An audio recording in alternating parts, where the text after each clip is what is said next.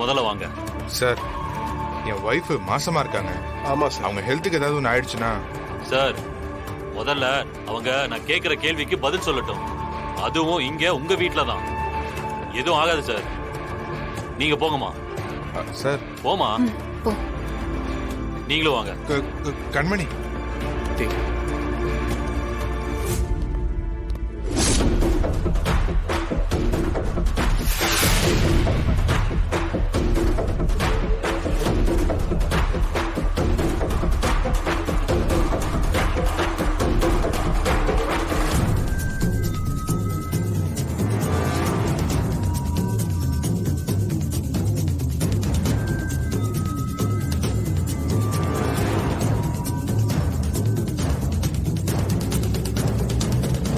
கண்மணி, இங்க நீங்களும் எங்க டிபார்ட்மெண்ட் மட்டும் தான் இருக்கோம்.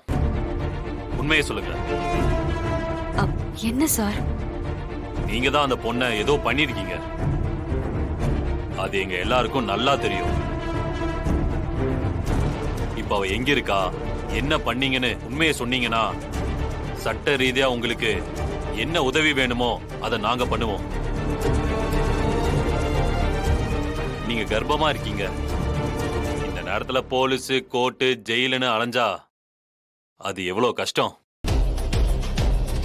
சொல்லுங்க. சார், அதான் நான் தெளிவா சொல்லிட்டேனே சார். நாங்க அவளை எதுவுமே பண்ணல. எங்களுக்கு எதுவும் தெரியாது சார். ஓ, அப்ப நாங்க தான் இன்வெஸ்டிகேஷன் பண்ணி கண்டுபிடிக்கணும்னு சொல்றீங்க, அப்படிதானே? சார், நீங்க என்ன வேணாலும் பண்ணுங்க. என்ன இன்வெஸ்டிகேஷன் பண்ணாலும் நாங்க நிரபராதி. இதுக்கும் எங்களுக்கும் எந்த சம்பந்தமும் இல்லைன்னா தகவல் வரும்.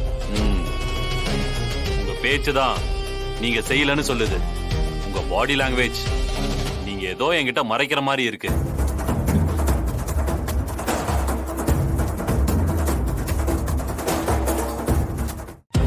சரி, தீர்ப்பு வந்தப்போ நீங்க எங்க இருந்தீங்க? நான் கோர்ட்ல இல்ல சார். என்னங்க, உங்க புருஷனுக்கு வாழ்வா சாவாங்கிற போராட்டம் தீர்ப்பு நெகட்டிவா வந்திருந்தா அவருக்கு 10 இல்லனா 12 வருஷம் ஜெயில் தண்டனை கிடைச்சிருக்கும். அப்படி இருக்கும்போது அத தெரிஞ்சுக்கிற ஆர்வம், ஐ மீன் டென்ஷன் உங்களுக்கு இல்லையா? அந்த நேரத்துல நீங்க எங்க போனீங்க? எனக்கு ரொம்ப பயமா இருந்துச்சு சார். அந்த சிச்சுவேஷனை ஹேண்டில் பண்ற தைரியம் எனக்கு இல்ல. பக்கத்துல இருக்கிற கோயிலுக்கு தான் சார் போயிருந்தேன்.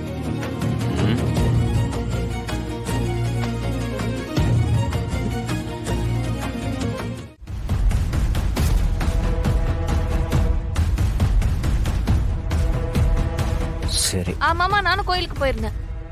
அறவேக்காடு தீர்ப்பு வரும்போது நீ கோர்ட்ல தானே இருந்த. ஓ, ஆமா. என்னடி அப்புறம் எதுக்கு தேவையில்லாம போய் சொல்லிக்கிட்டு இருக்க? இங்க பாருங்க, உண்மையும் பொய்யும் கொஞ்சம் கலந்து சொல்லணும். அப்பதான் நம்புவாங்க. நீ இவங்கள பார்க்க போனங்கிறது சொல்லு. போன இடம் கோயில்னு மட்டும் போய் சொல்லு. மற்றதெல்லாம் நான் உங்களை தேடி வந்தது அதுங்கிறது எல்லாமே என்ன நடந்துச்சோ அதை அப்படியே சொல்லுங்க. நீங்க இப்படியே மனப்பாடம் பண்ணிக்கோங்க. அவங்க இப்படிதான் மாத்தி மாத்தி கேட்டாலும் நீங்க கோயில்னு தான் சொல்லணும். பாபநாசம் படம் பார்த்திருக்கீங்கல்ல, அதே மாதிரி. பயப்படாதீங்க, பயம் நம்மளை காட்டி கொடுத்துரும்.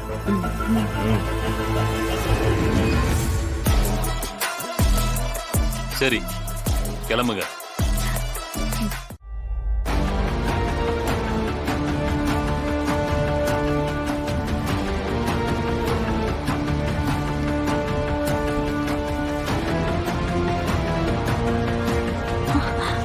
பிருந்தா இங்க வா.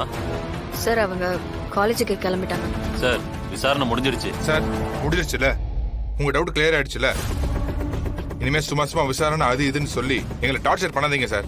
சார், நாங்க என்னமோ உங்க வீட்டுக்கு டெய்லி வரதுக்கு ஆசைப்பட்ட மாதிரி பேசிக்கிட்டு இருக்கீங்க. இது பெரிய தலைவலி பிடிச்ச கேஸ் சார். இந்த கேஸை இன்வெஸ்டிகேஷன் பண்ணி கொடுத்து அந்த விஜய் அரெஸ்ட் பண்ற வரைக்கும் நாங்க எங்க கடமையை செஞ்சுதான் சார் ஆகணும். சார், என்ன கடமை? எங்க வீட்டு பொண்ணுங்க அவளை கடத்திட்டாங்களா? அவளை கொலை பண்ணிட்டாங்களா? இப்படி நீங்க எங்களை குற்றவாளியா ட்ரீட் பண்றது சரியா இல்ல சார். எங்களுக்கு வேற ஆப்ஷன் இல்ல சார். எங்களை என்ன செய்ய சொல்றீங்க? இப்போதைக்கு தற்காலிகமா இந்த விசாரணை முடிஞ்சிருக்கு. விஜய நாங்க தேடுவோம். கிடைக்கலனா மறுபடியும் உங்க மேலதான் சந்தேகம் திரும்பும். சார் இது வரைக்கும் என் வீட்டு பொண்ணுங்க கிட்ட நீங்க விசாரிச்சதெல்லாம் போதும்.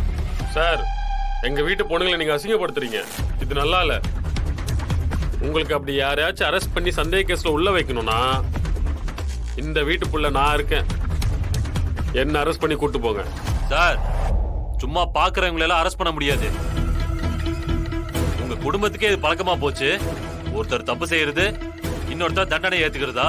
சார் யாரும் தப்பு செய்யல, கேஸ் முடிஞ்சிருச்சு, உங்களுக்கு தெரியும்ல. தெரியும் சார். ஆனா தொலைஞ்சு போன விஜய்க்கு என்ன பதிலு? அதையும் யோசிக்கணும்ல. சார் என்ன சார் நினைச்சிட்டு இருக்கீங்க?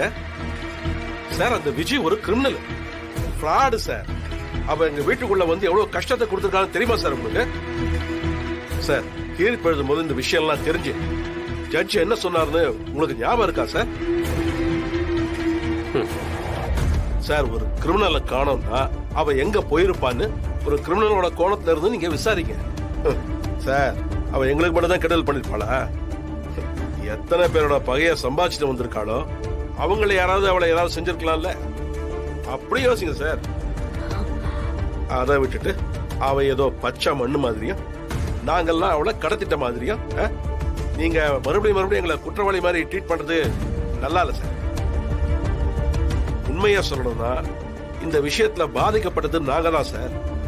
நியாயமா நீங்க எங்க பக்கம் இருந்துதான் விசாரிக்கணும். இதுக்கு மேலே நீங்க எங்களை டார்ச்சர் பண்ணிட்டு இருந்தா நான் போய் மேலிடத்துல கம்ப்ளைண்ட் பண்ண வேண்டி வரும். சார் நீங்க யார்கிட்ட வேணாலும் போய் சொல்லுங்க. ஐஜிக்கு ஃபோன் பண்ணி கொடுக்கறேன். பேசுறீங்களா?